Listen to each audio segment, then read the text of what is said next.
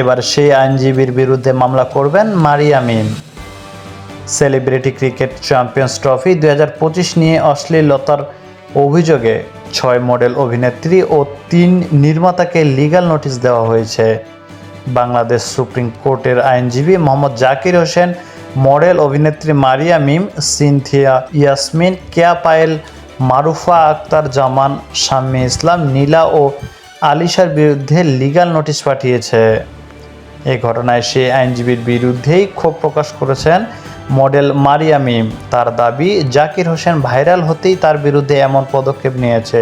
এই বিষয়ে মারিয়া মিম বলেন, প্র্যাকটিসে আমি কি পরে যাব সেটা তো আমার চয়েস। যখন মাঠে যাচ্ছি তখন কিন্তু জার্সি পরেই যাচ্ছি, কিন্তু পার্সোনালি কোথায় কি পরবো সেটা আমাদের পছন্দ। এখানে অশ্লীলতা ছড়ানোর কি আছে? নিজেকে নির্দোষ দাবি করে এই মডেল বলেন, তাদের কোনো দোষ নেই, মামলা করলে গণমাধ্যমের বিরুদ্ধে করুন, আমাদের বিরুদ্ধে কেন? খেলা চলাকালীন আমাকে যা প্রশ্ন করা হয়েছে তাই বলেছি। লিগ্যাল নোটিশ পাঠানো আইনজীবীর বিরুদ্ধে পদক্ষেপ নেবে জানিয়ে মারিয়া মিম বলেন, সে আইনজীবী যা করেছে এতে আমার মানহানি হয়েছে, তাই তার বিরুদ্ধে মানহানির মামলা দেব।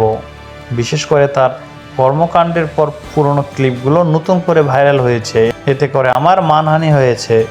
মিম আরও বলেন, অবশ্যই আমি মানহানির মামলা করব, কারণ অশ্লীলতা বলে যে ভিডিওগুলো ছড়িয়েছে সেগুলো ম্যাচ শুরুর আগে ওয়ার্ম আপ মুহূর্ত, যেগুলো কেউ মোবাইলে ধারণ করে ছড়িয়েছে, কিন্তু আইনজীবী যেভাবে কথাগুলো বলছে সেভাবে আমার মানহানি হয়নি।